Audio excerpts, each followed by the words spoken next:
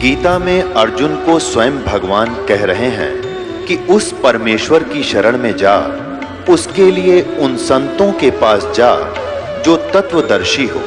इसी प्रकार हजरत मोहम्मद को उनका अल्लाह कह रहा है कि कोई और पूर्ण परमात्मा है, उसको पाने के लिए उन तत्वदर्शी संत की तलाश कर। वो प्रभु कौन है, ये जानने के लिए कृपया अवश्य सुनिए जगत गुरु तत्वदर्शी संत रामपाल जी महाराज के अमृत वचन। परमात्मा की तलाश में जहाँ भी जिसने बताया वहीं पहुँच गए। कोई की तो गुफा में महात्मा बैठा है, कि तो फुलौनी जगह बैठा है, पर्वत पर बैठा है, जंगल में बैठा है, या किसी नगर गांव में। हम वहीं पहुँचे। जब तक हमें वो परम संत नहीं मिले जो परमात्मा जैसे गुणों, परमात्मा से जो गुण हमें चाहिए थे उस संत के पास मिले, तो कहते राम जैसे संत मिले जिन सारे सब काम। अब देखो, आपको प्रमाण देते हैं ये कितने अनाड़ी थे जिनको ऋषि महर्षि कहा करते थे। देवताओं के गुरु बृहस्पति जी, देवताओं के गुरु बृहस्पति जी, इन ब्रह्मा विष्णु महेश्वर के भी सबके गुरु बृहस्पति जी। अब बृहस्पति जी के बोल देख सुनाता हूँ आपको, वो के जाने थे, कितना ज्ञान था उनको, और वेदों के ज्ञाता को वहाँ में। ये देखिएगा श्रीमद् देवी भागवत, यानी देवी पुराण, दुर्गा पुराण, इसमें 282 और 83 पृष्ठ पे बृहस्पति जी के विचार। ये देखिए 5वां स्कंद, ये कहाँ से प्रकाशित है ये सारे दिखाते हैं। श्रीमद् देवी भागवत, संपादक हनुमान प्रसाद पोदार, चिमन लाल गोस्वामी, प्रकाशक में मुद्रक हैं गीता प्रेस गोरखपुर, गोविंद भवन कार्यालय कोलकाता का संस्थान। इसके 5वें स्कंद में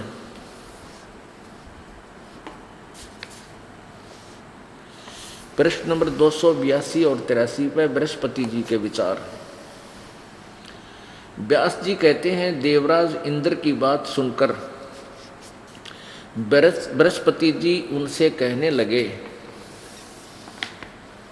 हम अपने मतलब का देखेंगे, यूँ मक्खन है, हमने इसको शुद्ध घी ही प्राप्त करना। इससे प्रारब्ध कर्मों का अभाव बिना भोगे नहीं हो सकता, यह स्पष्ट है। आर्य संपूर्ण देवता तुम्हारे सहायक हैं, तुम स्वयं ही बुद्धिमान हो, फिर भी जो होनी है वह होकर ही रहेगी, तुम उसे टाल नहीं सकते। ऐसी स्थिति में सुख और दुख की चिंता में नहीं पड़ना चाहिए, और तेरे शर की चिंता में पड़े।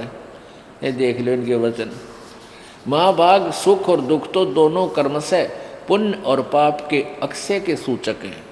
कि दुख आवा है तो तेरा पाप घटने लाग रहे हैं, और सुख है तो तेरे पुण्य घटने लाग रहे हैं। अक्षय माने नाश, पुण्य और पाप का अक्षय, अक्षय माने नाश। पुण्य और पाप के सुख और दुख ये दोनों कर्म से पुण्य और पाप के नाश के सूचक हैं। यानी सुख है तो पाप नाश हुए हैं, और दुख है तो तेरे सुख है तो पुण्य नाश हो रहे हैं, और दुख है तो तेरे पाप नाश हो रहे हैं।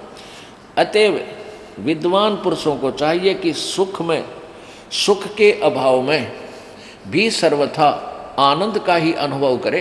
अरे वह देवताओं, अतएव महाराज इस अवसर पर सुयोग्य मंत्रियों से परामर्श लेकर विधि पूर्वक यत्न करने में कटिबद्ध हो जाओ। यत्न करने पर भी जो होनहार होगा वह तो सामने आएगा ही। एक बार ये दास पहले गुरुदेव ने से उपदेश ले लिया था, लेकिन मेरे को आदेश नहीं था नाम देने का। तो ऐसे इस क्षेत्र में कोई भी इस दास के अतिरिक्त और कोई साथी नहीं था, मेरे गुरु भाई नहीं था। मेरे गुरुजी ज़्यादातर दिल्ली आते थे नजफगढ़ में, या ज़्यादातर पंजाब में रहते थे, तलवंडी भाई जिला फिरोजपुर में। तो यहाँ कोई नहीं था। तो मैंने सोचा यहाँ कोई और संत भक्त हैं, उनसे भी संपर्क करूँ। तो यहाँ गरीबदास जी के और गीसा दास जी के कुछ जैसे संत परंपरा से चलते हुए महंत, फिर उनके आगे संत भक्त बने हुए थे। और वो पाठ किया करते थे वाणी का, तो वहाँ चला जाता।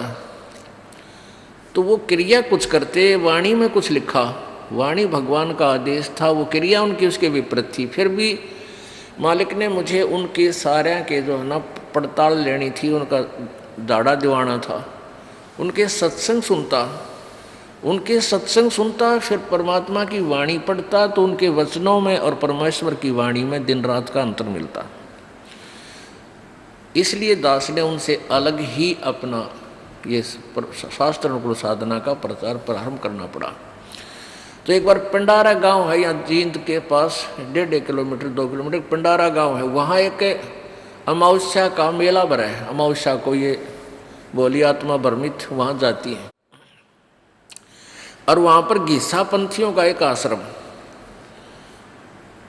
और वहाँ वो 3 दिन का पाठ किया करते गरीबदास जी की वाणी का।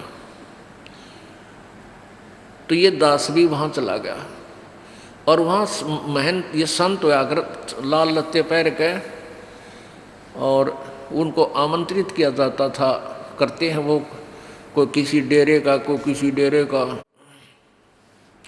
तो उनको बुला रखा। और वहाँ पर 100-150 आदमी भी भगत भी जा रहे श्रोता। तो उनमें से एक जो है ना पहले तो संस्कृत बोला है और फिर वचन करे, तो सारे के सारे जो श्रोता थे वो जो कहने लगे वह महात्मा ते यो पड़ा है। तो वो क्या करे, वो क्या कह रहा था कि भाई ये दुख और सुख तो मनमान्य के होते हैं,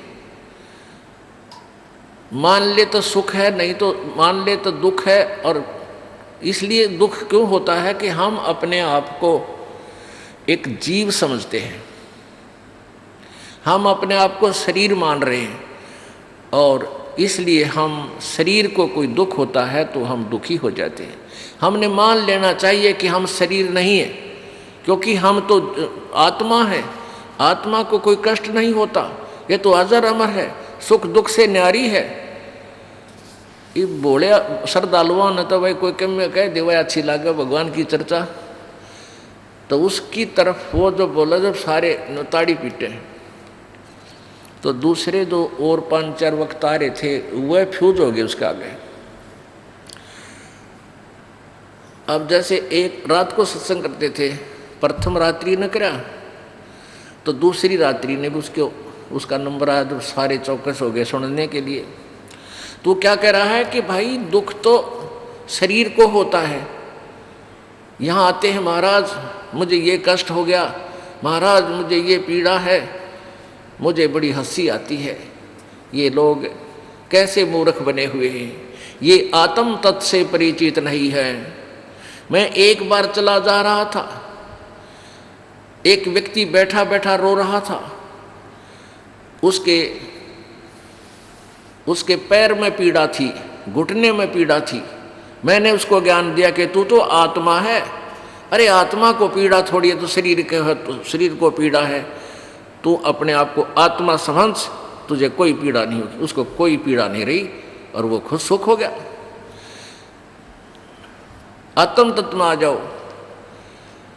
अब तीसरे दिन दूसरी रात को, अगले तीसरे दिन तो भोग लग जाता था। पहले दिन उसने ये गप्पे मारे, दूसरे दिन भी ऐसे उसी रात ने, तो उसका जब वो 1:30 बजे तक तो सत्संग होया, वो बीच में उठ के अपने कमरे में चला गया, अलग से उनका आसन दे रखा था। वहाँ जाकर वो लग गया रूके मारने, उसका पेट में दर्द हो गया और बुरी तरह चिल्ला हुआ है, रोवे बूंदी डाल जो डांगर रोया करे। फिर वो जो वहाँ के प्रबंधक था वो गया, 1-2 सेवादार गया उसके पास, क्या हो गया महाराज जी? मर गया, पेट दुख है। वो एक पड़ोसी आश्रम था दूसरा, वहाँ 2 आश्रम है, उनके वहाँ से एक कार ले आए, उसने गेर कर उसमें जींद ले आए। डॉक्टर ने फिर उसको इंजेक्शन वगैरह लगाए, ग्लूकोज चढ़ाया। वो सुबह 5-6 बजे से वापस ले आए और वो नो चले जानो जच्चा चले अगर उतर के गाड़ी में थे और उस कमरे में घुस गया अपने में। वो दुन से संत वो महंत उसके साथ बैठा करते, लोग ज़्यादा उसकी सुनते थे, वह फ्यूज हो गए थे। वह गए 2 जने उसके पास, ने बोला महाराज तो आत्मा था, कल किलकी क्यों मारा था, क्यों रोया था डांगरे। तो यहाँ कहने का भाव ये इस तरह की थ्योरी थी इन लोगों की। अब क्या कह रहे हैं बृहस्पति जी के बोल, फिर सुन लो एक बार, देखो। अब ये क्या कह रहा है कि प्रारब्ध कर्मों का अभाव बिना भोगे नहीं हो सकता। यह स्पष्ट है आर्य, संपूर्ण देवता तुम्हारे सहायक हैं, तुम स्वयं भी बुद्धिमान हो, फिर भी जो होनी है वह होकर ही रहेगी, तुम उसे टाल नहीं सकते। ऐसी स्थिति में सुख और दुख की चिंता में नहीं पड़ना चाहिए। महाभाग, सुख और दुख ये दोनों कर्मशः पुण्य और एवं पाप के अक्षय के सूचक है। अतएव विद्वान पुरुषों को चाहिए सुख में भी न सुख के अभाव में भी सर्वथा आनंद का अनुभव करे। पेट में दर्द हो, आनंद का अनुभव करके दिखाओ। ये बृहस्पति जी, ये तो रोग की दवाई मिल रहा है, पेट का दर्द शांत हो तब सुख का अनुभव मान सकते हैं। पेट में दर्द हो, पीड़ा भयंकर नहीं होगा ना, बस दर्द मानने ना, तू दर्द है तेरे। ये तो कहण सुन की करते बाता, कोई ना देखा अमृत खाता। ये तो कहण सुन की बात है भाई। अब आगे देखो, ये तो देवताओं के गुरु और अब राक्षसों के गुरु शुक्राचार्य के विचार 243 पृष्ठ पे। ये देखिएगा चौथा स्कंद, ये चौथा स्कंद वही देवी भागवत पृष्ठ 243।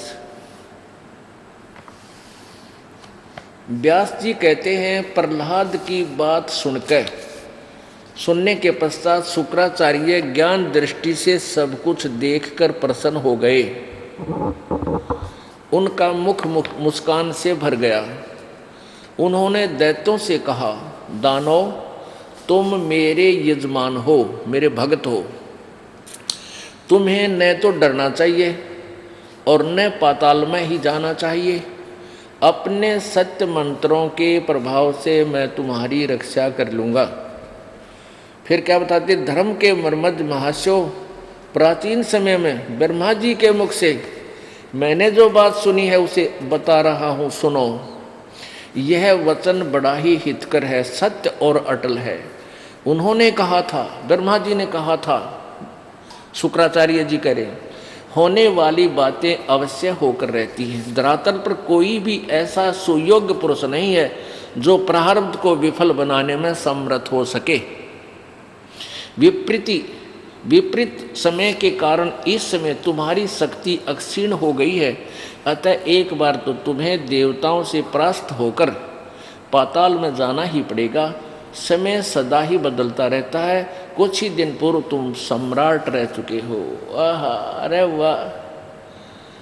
व्यास जी कह रहे हैं, प्रहलाद की बात का उत्तर देते हुए शुक्राचार्य जी कह रहे हैं, उनके गुरु जी पहले तो कह रहे हैं कि तुम्हें पता डरना नहीं चाहिए, तुम मेरे भगत हो, तुमने पाताल नहीं जान दूंगा, नहीं जाना चाहिए, क्योंकि मैं अपने सत्य मंत्रों के प्रभाव से तुम्हारी रक्षा कर लूँगा।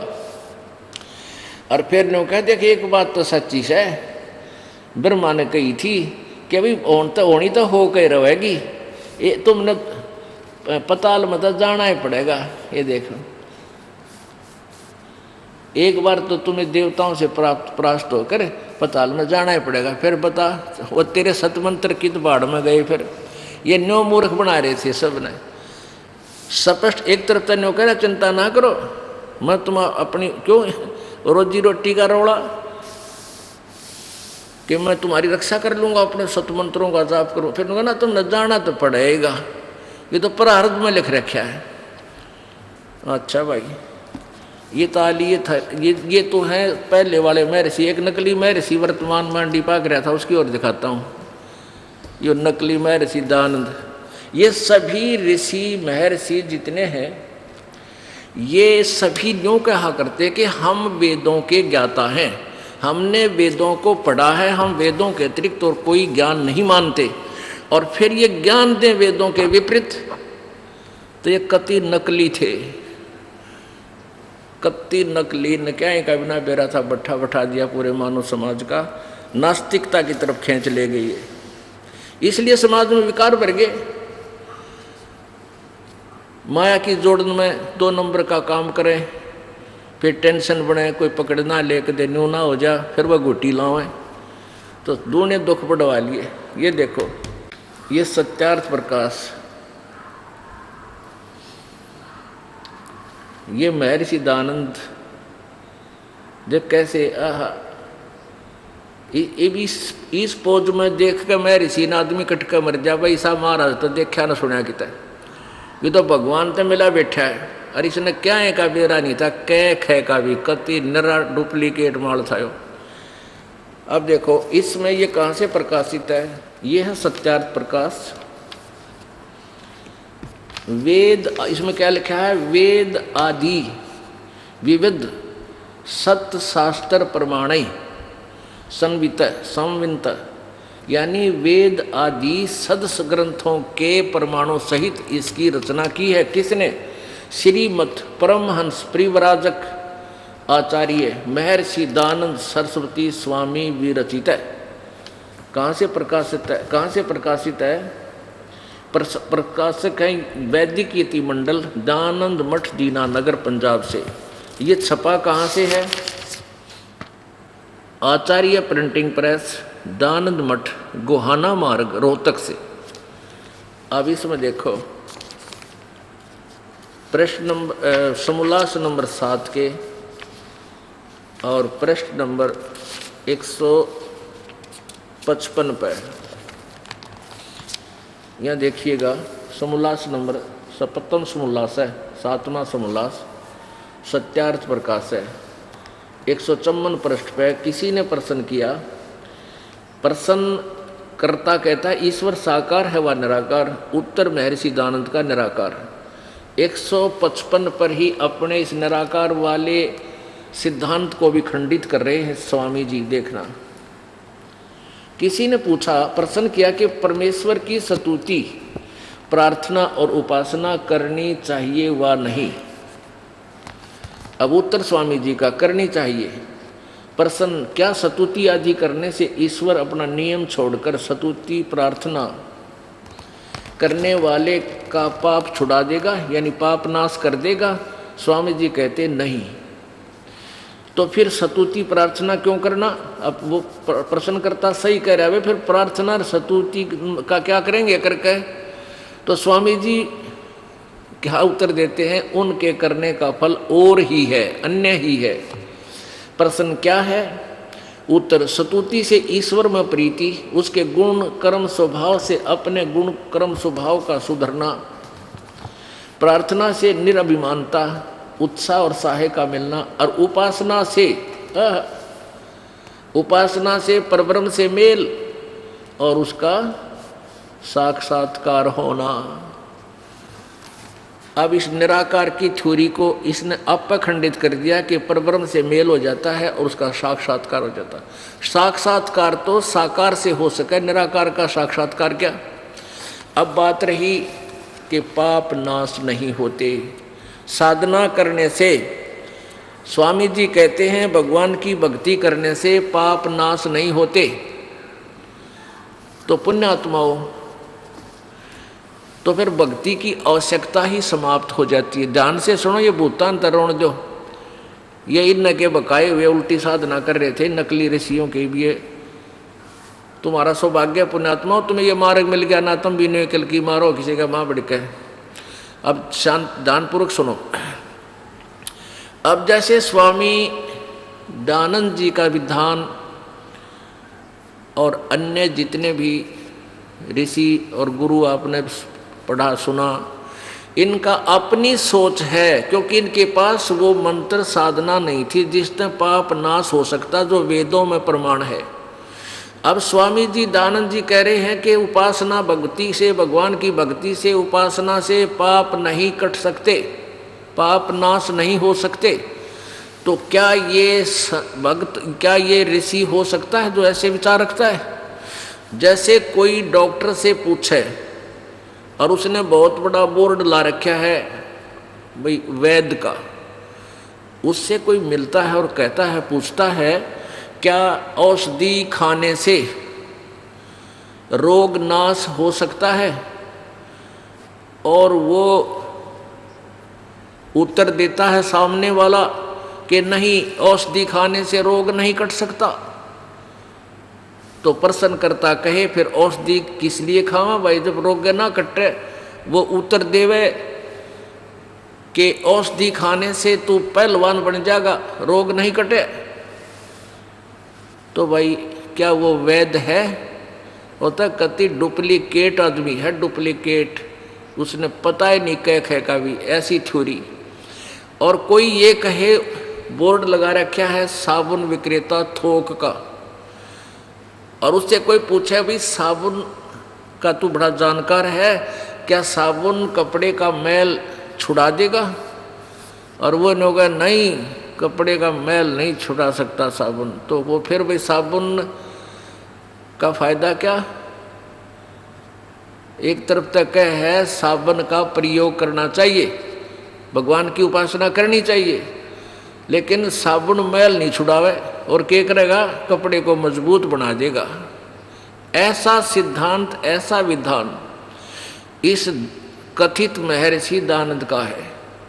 तो क्या ये महर्षि हो सकता है? अब आपको दिखाते हैं वेदों में 6 बार गवाही दी है। यजुर्वेद अध्याय नंबर 8 के श्लोक नंबर 13 में, मंत्र नंबर 13 में 6 बार कहा है कि पूर्ण परमात्मा परमेश्वर अपने भक्त के घोर पाप का विनाश कर देता है। अब देखिएगा यजुर्वेद, और स्वयं अनुवाद कर रहा है यो महर्षि, यो भांग पिया करता, इन्होंने व्रतों के लिखा है, हर के बोल रहा है। सत्यार प्रकाश के 8वें सोमोल्लास में लिख रखा है कि सूर्य पर और सभी ग्रहों पर, तो और सूर्य पर के मनुष्य ऐसे ही मनुष्य रहते हैं जैसे पृथ्वी पर हैं, और ये अन्य प्राणी भी हैं, घोड़े वहाँ सब अन्य पशु पक्षी, और वहाँ काजू सेब संतरे ये सभी सुख पदार्थ भी वहाँ पर सूर्य पर भी हैं। तो क्या अपनी होश में थोड़ी सी भी अकल इंसान में हो ये लिख सकता है? अरे महर्षि की पदवी पा रहा, हे भगवान, हे परमात्मा। अब पहले ये दिखाता हूँ आपको यजुर्वेद में। यजुर्वेद में ये अपने करकलमों से इसका अनुवाद कर रहा है, यजुर्वेद का, पवित्र यजुर्वेद का। यजुर्वेद भाषा भाष्य ये कहाँ से प्रकाशित है? प्रकाशक सार्वदेशिक आर्य प्रतिनिधि सभा 2/5 महर्षि दयानंद भवन, रामलीला मैदान, नई दिल्ली से। यजुर्वेद आर्य भाषा भाष्य संपूर्ण 40 अध्याय महर्षि दयानंद सरस्वती कृत, यानी इनका अनुवाद किया महर्षि ने। ये लेखक नहीं है वेदों का, ये केवल अनुवाद करता है। और ये कहाँ से छपा है? मुद्रक है Prince offset printers, 1510 Pataudi house, Daryaganj, नई दिल्ली से। देखियो 8वां अध्याय 241 पृष्ठ पे, और ये 13वां मंत्र है। देव कर्तस्य अनस्य अवजनम असि, मनुष्य कर्तस्य अवजनम अनस्य अवजनम असि, पितृ कर्तस्य अनस्य अवजनम असि, आत्म कर्तस्य अनस्य अवजनम असि। यानी इसमें 6 बार लिखा है अनस्य अनस्य, ओहो अनस्य अनस्य, ये इसका अनुवाद यहाँ कर रखा है। इन्होंने किया स्वामी जी ने 242 पृष्ठ पर। हे सबके उपकार करने वाले मित्र आप, अब देखो इसने केस काम बिगाड़ रखे, यहाँ परमेश्वर लिखना चाहिए था। अब इसने पहले तो सत्यार प्रकाश लिखकर समाज में भेज दिया अपना अनुभव, ये लास्ट में लगा फिर अनुवाद करने। अब इसने थोड़ी बहुत उतर रही होगी भांग, तो इसने फिर बदल कर दिया। यहाँ पर परमेश्वर ना लिख कर मित्र लिख दिया, पढ़ने वाला नहीं सोचेगा ये कोई मित्र के बारे में लिख रखा, चलो आगे देखते हैं।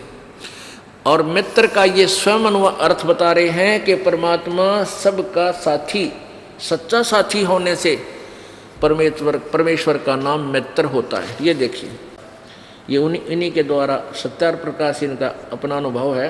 इसमें इन्होंने परमात्मा के नामों का विवेचन किया है। यहाँ देखो, ये प्रथम समोल्लास सत्यार्थ प्रकाश पृष्ठ 18 पे, वही सत्यार्थ प्रकाश है जो रोहतक से प्रकाशित है। जो सबसे स्नेह करे, सबको प्रीति करने योग्य है, वह परमेश्वर सबका सच्चा मित्र है। इससे परमेश्वर का नाम मित्र है। तो हमने यहाँ इनके मित्र की जगह हमने परमेश्वर लगा लेना है, बस इतनी सी बात है। ये देखिएगा, हे सबके उपकार करने वाले मित्र यानी परमेश्वर, आप देव कर्तस्य दान देने वाले के, एनस्य माने अपराध, अपराध कहो चाहे पाप को, देखो इसने अनुवाद, एनस्य माने पाप, पाप कहो, अपराध कहो, अधर्म कहो। एनस्य का अर्थ है अपराध के, अवजनम माने नाश करने वाले हो, छुड़ाने वाले हो। और मनुष्य कर्तस्य साधारण मनुष्यों के किए हुए, एनस्य माने अपराध के यानी पाप के, विनाश करने वाले हो, असी माने हो। पितृ कर्तस्य पिता के किए हुए विरोधाचरण नहीं, एनस्य माने अपराध के, इन्होंने विरोधाचरण के लिखा है। अवजनम माने नाश करने वाले, हरने वाले हो। आत्म कर्तस्य अपने किए हुए, एनस्य पाप के, यानी कोई स्वयं भी कोई साधक करता है तो उसका बाप करे चाहे माँ करे, जो जिसे करेगा वैसे ही उसको वो पाप नाश हो जाएगा। एनस्य माने पाप के, दूर करने वाले हो। एनस्य अनस्य, ओहो, अधर्म के, अधर्म के, अधर्म के, अधर्म माने घोर पाप के नाश करने वाले हो। जानता हुआ मैं जो कुछ भी धर्म आचरण अधर्म आचरण किया करता हूँ वा करूँ, अनजान में जो कुछ भी किया करता हूँ या करूँ, उससे सब के, दुष्ट आचरण नहीं, एनस्य माने पाप के, अवजन माने दूर करने वाले या नाश करने वाले हैं परमात्मा। अब ये है परमात्मा का विधान। वेदों में प्रभु की महिमा लिखी है, परमेश्वर की, परमात्मा के गुण लिखे हैं, और गुणों में लिखा है परमात्मा पाप नाश कर देता है। और ये नकली ऋषि, ये झूठे ऋषि, महर्षि, ये कहते हैं कि साधना से साधक के पाप नाश नहीं होते। अरे फिट्टे मुंह थारे। निरंजन धन तेरा दरबार, निरंजन धन तेरा दरबार, जहाँ पर तनिक न न्याय विचार। निरंजन धन तेरा दरबार, निरंजन धन तेरा दरबार, जहाँ पर तनिक न न्याय विचार। भाई वैश्या उड़े मुल मुल खासा, गल मोतियों के आर। वैश्या उड़े मुल मुल खासा, गल मोतियों के हार। पतिव्रता को मिले न खादी व सूखा, निरस आहार। निरंजन धन तेरा दरबार, निरंजन धन तेरा दरबार, जहाँ पर तनिक न न्याय विचार। जहाँ पर भाई पाखंडिया की पूजा जग में, संत को कहें लबाड़। पाखंडी की पूजा जग में, संत को कहें लबाड़। इन अज्ञानी को परम विवेकी, ज्ञानी को मूड गवार। निरंजन धन तेरा दरबार, निरंजन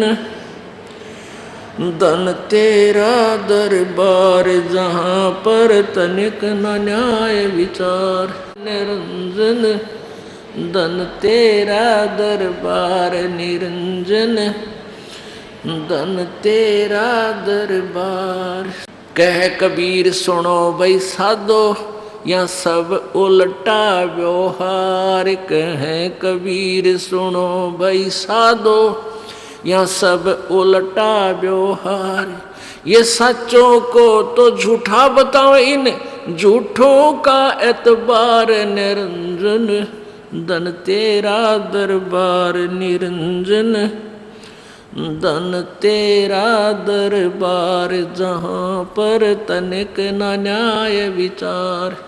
कह कबीर सुनो भाई साधो, या सब उल्टा व्यवहार। कह कबीर सुनो भाई साधो, सब उल्टा व्यवहार।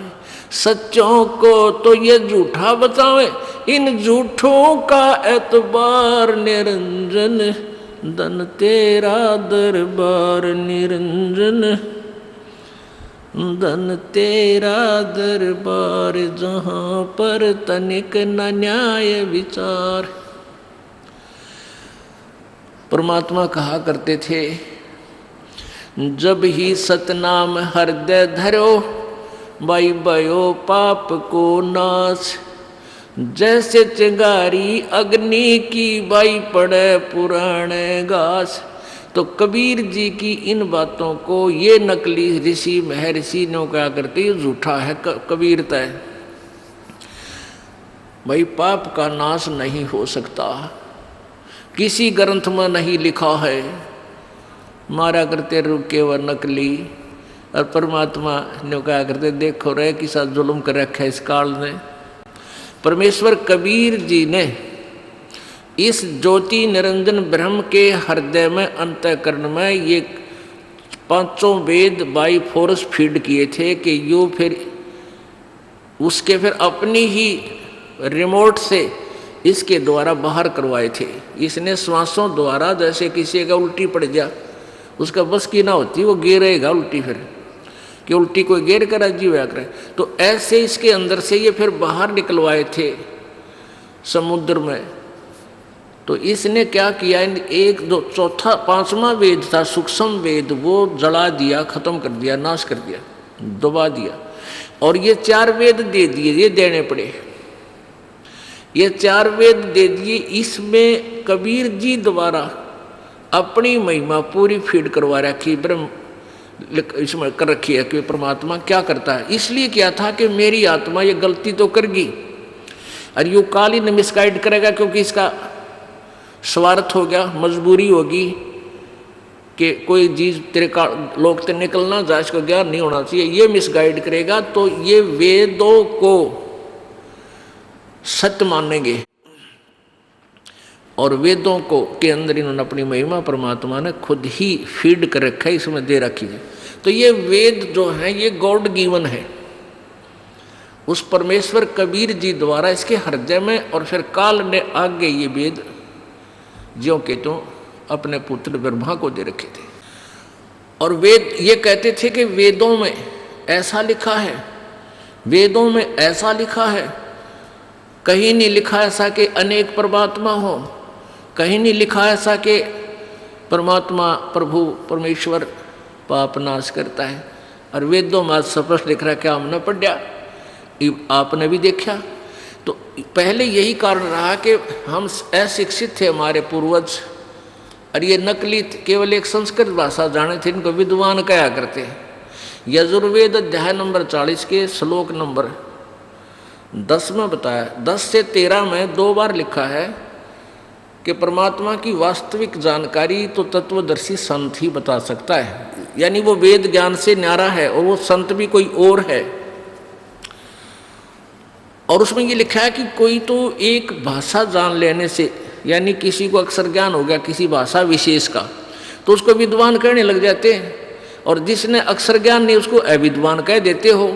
विद्वान और अविद्वान की परिभाषा भी वो तत्वदर्शी संत बताओगा। अब देख लो पुण्यात्माओं, ये महर्षि दानंद विद्वान था या कबीर जी विद्वान थे, जिसको अक्षर ज्ञान नहीं था, इनको केवल एक संस्कृत और हिंदी, इन 2 भाषाओं का ज्ञान होगा, गणित गणा। तो ये फिर भी अविद्वान थे, अक्षर ज्ञान होते हुए भी अविद्वान थे, क्योंकि ये वेदों से अपरिचित थे। और परमेश्वर कबीर जी अक्षर ज्ञान ना होते हुए भी वो परम विद्वान थे, क्योंकि वो परमेश्वर हैं। तो वेदों में इसलिए बताया कि उस विद्वान और अविद्वान की परिभाषा भी यथार्थ रूप में वो तत्वदर्शी संत, वो धीराणाम, वो धीर पुरुष ही बताएगा, यानी तत्व ज्ञान से परिचित संत बताएगा। अब देखो,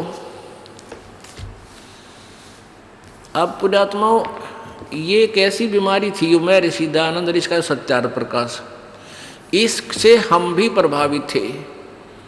जब तक हमारे आँखों का मोतिया बंद नहीं हटा था, तो हम इसको एक महर्षि आदर की दृष्टि से और सम्मान की दृष्टि से देखते थे। दंत कथा, लोक वेद, सुनी सुनाई बातों से, और इनके द्वारा इस सत्यार प्रकाश की रचना को वेद ही समझते थे कि वेदों को इन्होंने सरल करके लिख दिया, और बड़े विद्वान थे। इसके बारे में सुना जाता था कि ऐसे समाधिस्थ होकर के इसने परमात्मा से वेदों के अर्थ जाने और फिर सत्यार प्रकाश में लिखा और वेदों का अनुवाद किया। इसने कह का भी ना बेरा था वेदों के बारे में। सत्यार प्रकाश में क्या लिखा इसने, भांग पीने वाले ने, कि सूर्य पर मनुष्य रहते हैं। पहले तो ये दिखाऊं, यो भांग पिया करता। ये देखो, आत्मकथा, ये है दयानंद सरस्वती आत्मकथा, वैदिक पुस्तकालय। इसने अपनी कथा आप लिख कर दी थी, ये प्रकाशित करवाई गई है। वैदिक पुस्तकालय, दयानंद आश्रम, केसरगंज, अजमेर तय। मुद्रक है वैदिक यंत्रालय, केसरगंज, अजमेर। प्रकाशक है वैदिक पुस्तकालय, केसरगंज, अजमेर। अब देखो, इसने खुद लिख कर दिया है एक जगह इसमें। ये देखो 12 पृष्ठ पे, 22 पृष्ठ पे आत्मकथा। तत्पश्चात जिस वस्तु की खोज में था उसके अर्थ, उसके लिए आगे को चल दिया। और आसूद सुदी 2 संवत 1913 यानी 1856, जो 1857 में हुआ था, वो स्वतंत्रता संग्राम बतावे हैं।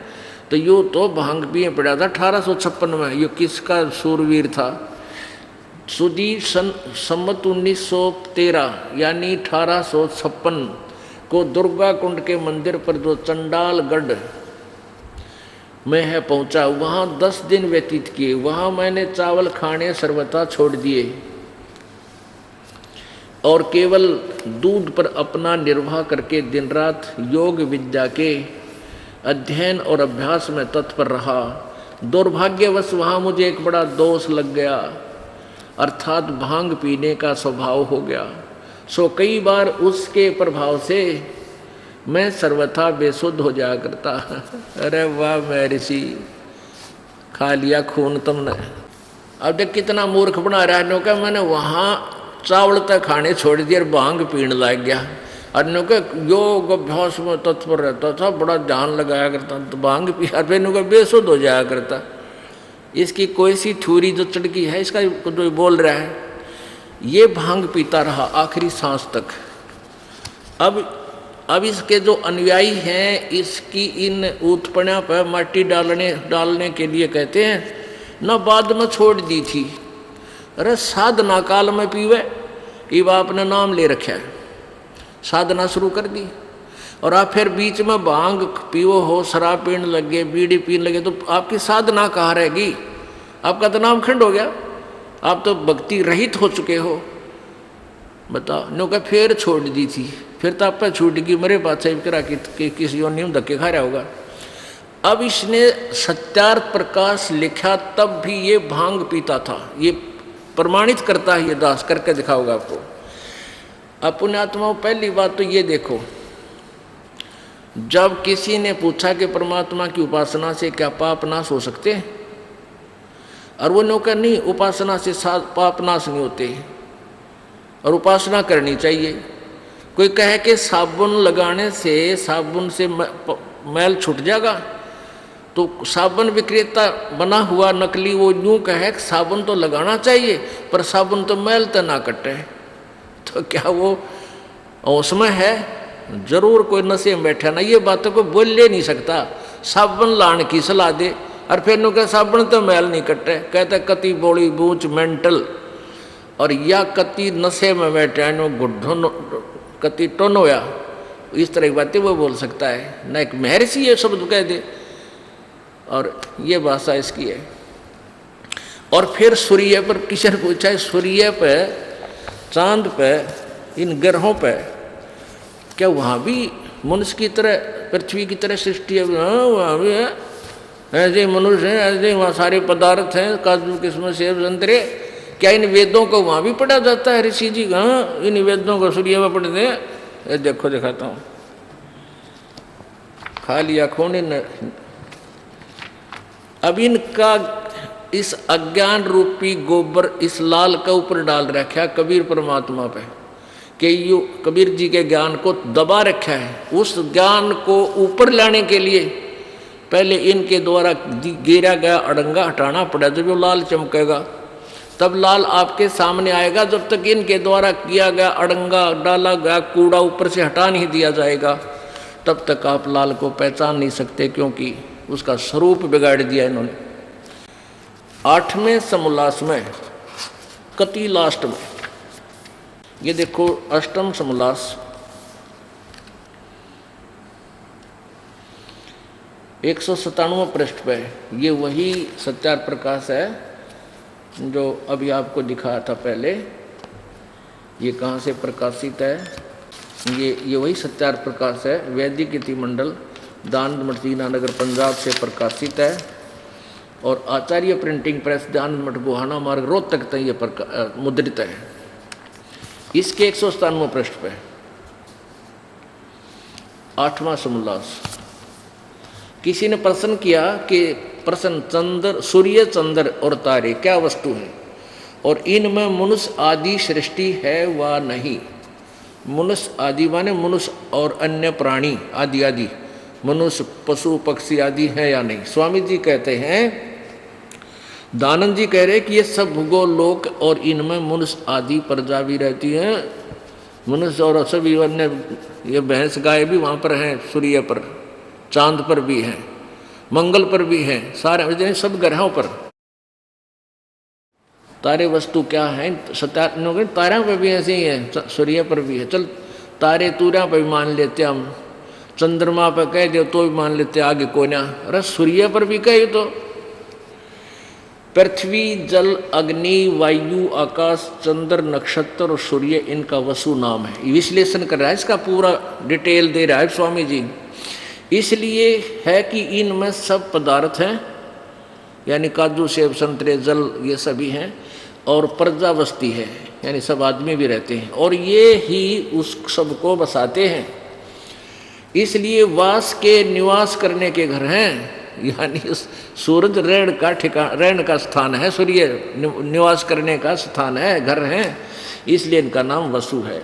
जब पृथ्वी और पृथ्वी के समान सूर्य, चंद्र, नक्षत्र वसु हैं, पश्चात उनमें इसी प्रकार प्रजा के होने में क्या संदेह है? देख लो कति ठोक के लिखन लग रहा, भांग पी के मंड रहा अपना लिखन जो आगी मन में। और जैसे परमेश्वर का ये छोटा सा लोक मनुष्य आदि सृष्टि से भरा है, वह तो क्या वह सब लोग शून्य होंगे?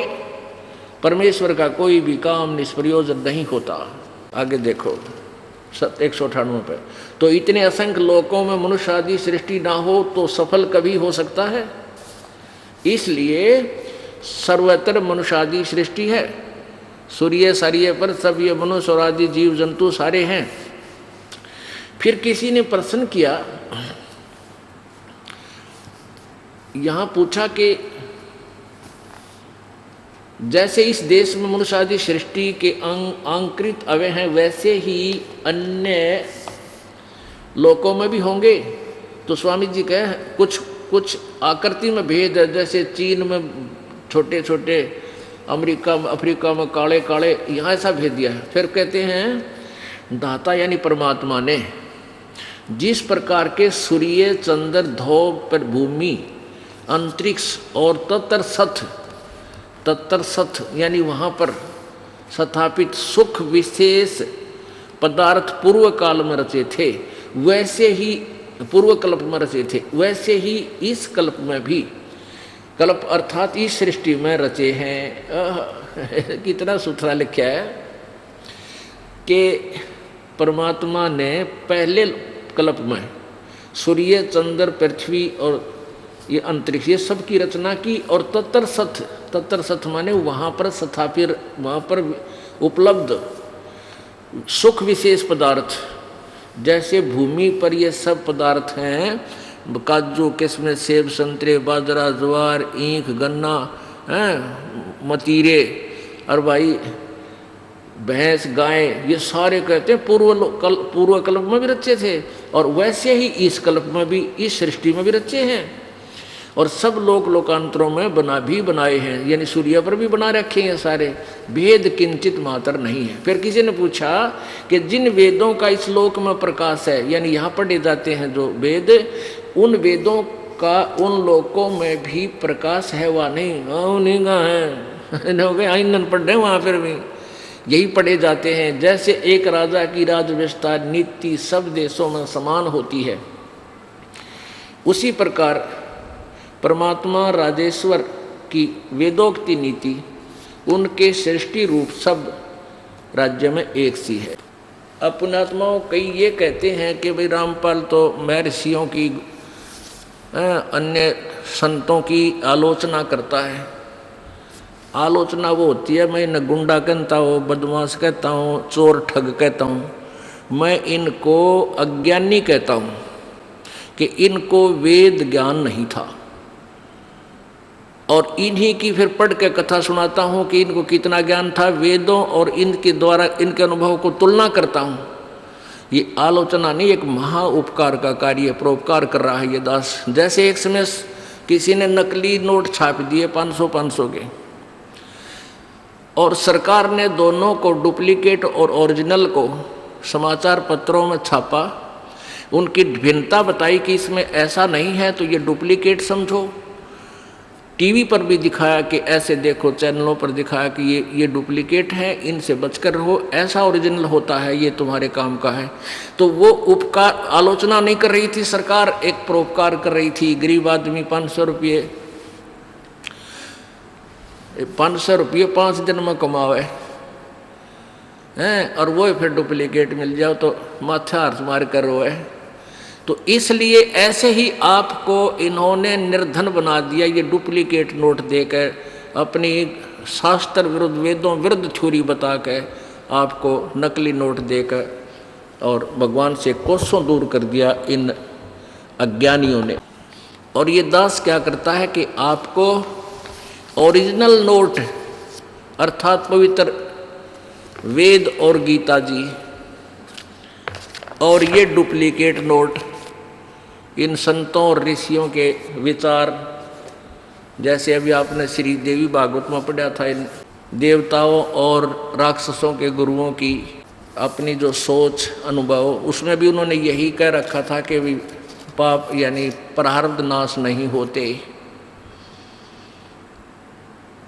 परमात्मा यही कहा करते थे, दुख धुंध उपाद में जीव बंधे, समर्थ की नहीं उपासा है।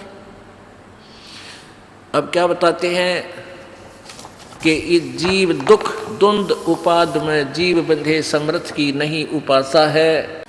अब पुण्यात्मों, इस काल ने ऐसा जुल्म क्यों किया हमारे साथ? इसलिए करना पड़ा कि कहीं इस जीव को परमेश्वर का ज्ञान ना हो जा, और यदि इसको सतलोक का पता लग गया, ये सारे भाग जाएंगे यहाँ से। अब कौन पीछे रहेगा? जब आपको ये पूरा विश्वास हो जाएगा कि कोई स्थान ऐसा है जहाँ जाने के बाद कभी नहीं मरते, तो कौन पीछे रहेगा? कति बौड़ी बूझ। एक समय एक भगत को यह दास समझावा था, और वो ठीक सतीथी थी, 2 पैसे समय पर मिल रहे थे, अच्छी कार कोठी थी, समझा रहा था, ये सतलोक का ज्ञान बताऊं था। तो अच्छा ध्यान से सुनता नजर आ था, काफ़ी देर, कोई 1 घंटा सुनता रहा, सृष्टि रचना सुनाई। तो वो कहने लगा कि आपकी बात सुनो हो जब तक बहुत बढ़िया लगती है, पर आज से पहले किसी ने नहीं बताई ये बात, तो मेरे दस्ती भी को नहीं, मेरे कोई खास यकीन सा भी नहीं हो रहा, क्योंकि आज तक किसी दूसरे ने इसका समर्थन कराया नहीं। और आप जो बात बता रही है सारी न्यू लागे, बस सचमुच यहाँ तो सह तो बेगन है, बहुत दुखी दुख है। फिर न्यू कहने लगा मैं इस आदमी हूँ जिस काम पर लग गया करूँ उसको सिर चढ़ाया करूँ, चाहे मैंने कुछ भी करना पड़ जाए, और मैं यो काम करूँ को नहीं, आप नाम ना लूँ। वहाँ क्यों कि मैं पक्का धुन का आदमी हूँ, मैं लाग गया तो इस काम ने पूरा करूँगा, और मैं कहीं अकेला पहुँच जाऊँ वहाँ कोई भी ना पाओ, मेरा जी ना लगे। नो बोला मैं ना जो नाम लूँ आप आड़ा। मैं बोला भाई यहाँ तू कल न गधा बन जाएगा, कुत्ता बन जाएगा, तब के जी लगेगा। नो बोला यहाँ आपस में घूमते फिरते तो दिखे जाएंगे, जी लग गया रहेगा। अरे ठीक सुमत है, यही ठीक हूँ। अब उसकी ये कहना भी कुछ हद तक ठीक था कि भी आज तक किसी नहीं बताई ये बात, भाई कोई और स्थान है जहाँ जन्म मृत्यु होती है, नीना बुढ़ा होता। और यह काम तो यूँ करण का है, लेकिन करने का काम उस समय जब इस पर विश्वास हो जाएगा कि सचमुच यह कथा सच्ची है, और इसकी साची के लिए दास कसर नहीं छोड़ा। आपको 6 गवाह पेश करेगा ये दास कि किन किन महापुरुषों ने उस स्थान को देखा और आके बताया। बाकी इन अनाड़ियाँ की छुरी तो आपने पढ़ ली, अज्ञानियों की, इन वेदाओं का ना बेरा ये बताओगे कितने सतलोक ने। इनकी छुरी तो इससे अपरिचित इसलिए करा रहा है कि जब इनके द्वारा दिए गए ज्ञान पर आप आधारित हो तो ईब आपको पता लग गया तो कति नकली थे, वेदों के विरुद्ध बताओ थे। तो वो अब एक और हमें सपोर्ट मिलेगा, समर्थन मिलेगा उन महापुरुषों की वाणी को समझने में कि वो जो कह रहे हैं वो सच्ची कह रहे हैं। उन्होंने यही बताया था पाप नाश होंगे, यानी जब तक पाप नाश नहीं हुए तो अपराधी रह गया। अपराधी आदमी फिर कैसे वहाँ पहुँचेगा? पहले पाप नाश होंगे, आपको मांझ दो के स्वच्छ करेंगे प्रभु। और जैसे अनजानपने में बालक, छोटा सा बच्चा टट्टी पेशाब कर लेता है और हाथ पैर मार कर सारे शरीर पर भी ला लेता है उसको, अपने टट्टी को, और माता आती है उसको, वो बच्चा दिखाई देता है और टट्टी दिखाई ना देती, उन्हें ठावेगी, धोएगी, खूब अच्छी तरह उसके कपड़े धोएगी, नुहावेगी, और फिर नए कपड़े पर आकर सीने कहलावेगी, दूध पियावेगी। तो आज हम गलती से जितने भी जो पाप हमारे से हो चुके हैं उसमें सने पड़े हैं। अब परमात्मा रूपी माता आवेगी, यानी भेज दिया युवदास, भेज दिया अपना नौकर नौकरानी, भेज दिया आपके मैल पाप धोने खातिर। तो फिर वो उतना ही प्यारे लगते हैं, उनको सबको साफ करके सत्संग रूपी जल से और राम नाम के कपड़े पहना कर यह सत भक्ति रूपी दूध आपको पिला के और मैच्योर बना जाएगा, सतलोक भेजा जाएगा। बोलो सतगुरुदेव।